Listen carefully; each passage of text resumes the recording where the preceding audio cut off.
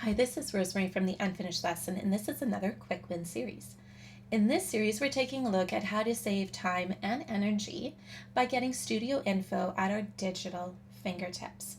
So far, in our previous videos, we've looked at time drains and we've looked at basically creating that picture perfect studio, or in other words, doing an audit of our space, whether it's our office area, like I've got, or a teaching area.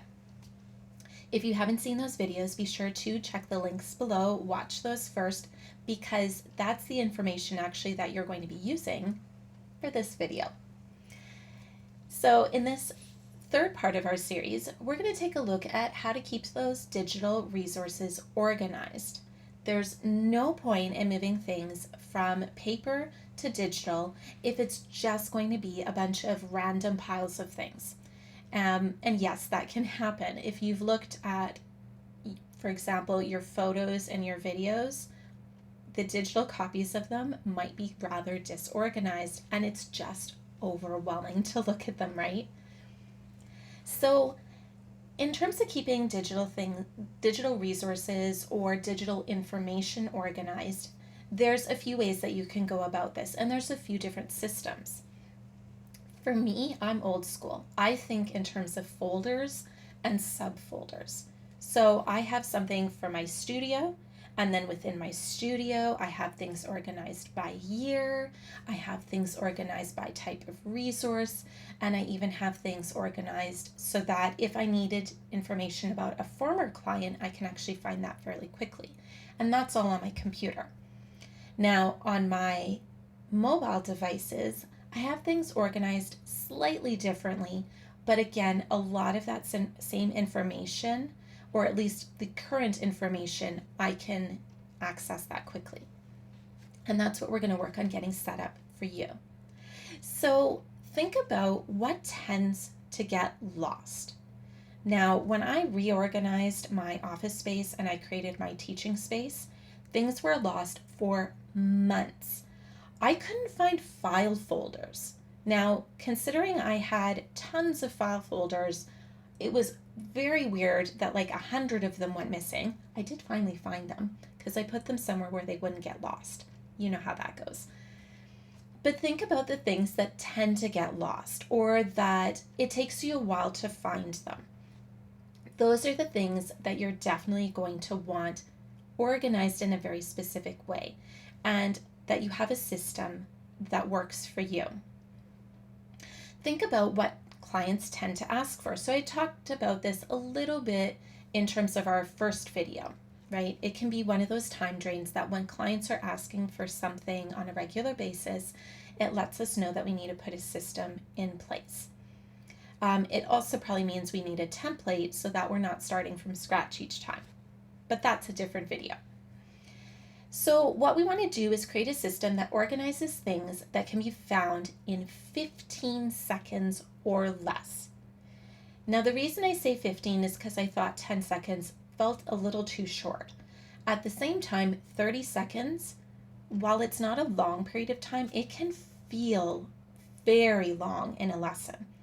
And when do things usually come up? During lesson, or it comes up at times when we're not in our office, right? And we want to make sure that we can just answer it quickly. So if it's whatever your system is, whether it's like mine, you organize it by year, or you use a different system, you just want to make sure that everything is organized in 15 seconds or less. For me, how this works is I have folders, shared folders for each of my clients. And within that folder, I have everything we need for lessons, everything that they will need to print for the week. And I just try to make sure that all the information on a weekly basis that they need is there and that I can pull it up very easily during their lesson. Then other information is organized in different categories, where if I'm thinking I need an ear training activity, for example, or a student's having a rough day, we're just going to kind of put away the piano part of it, but I know they love digital escape rooms. I can quickly pull up a digital escape room for them. And so I have those organized by, say, music labs. Whatever it is that you choose to do, just write down the categories that you use the most or that you would need to access the most and start there. A good thing to do is look back on your notes from part one, those drains. Almost said time drags. Well, they're that too.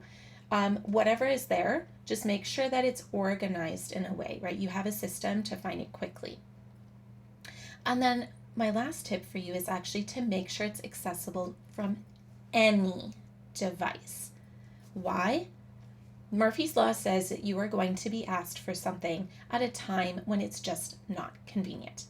Now, we do need to have balance, and we shouldn't feel that we have to answer a text or an email or even a phone call from a client or a student during a time that we're spending time with our family, or that it's on the weekend, or we're on vacation.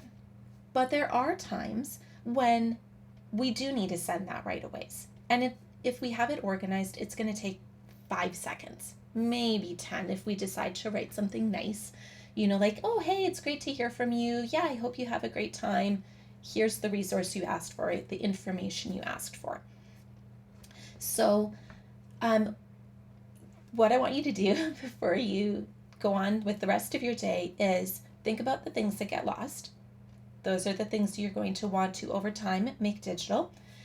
Think about the things your clients are asking you to provide for them. Make sure those are digital because you can send them right in lesson. And yes, I do this all the time. Create a system. So all you're going to do is just outline it. If it's folders that you think of, great. If you love Evernote and you love a tagging system, make a tagging system that works for you, right? Or write out the tags that you will consistently use.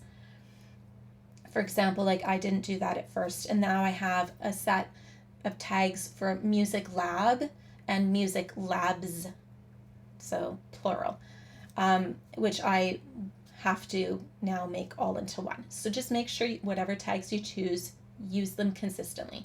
And then whatever system you choose, make sure that it's accessible on any device, whether it's your phone, tablet, computer, it doesn't matter. All right. Let me know how this goes in the comments below. Are you a folder kind of person, or are you a tag kind of person? Actually, I would love to hear that. And I hope you have an incredible day. I'm looking forward to seeing you in the next video.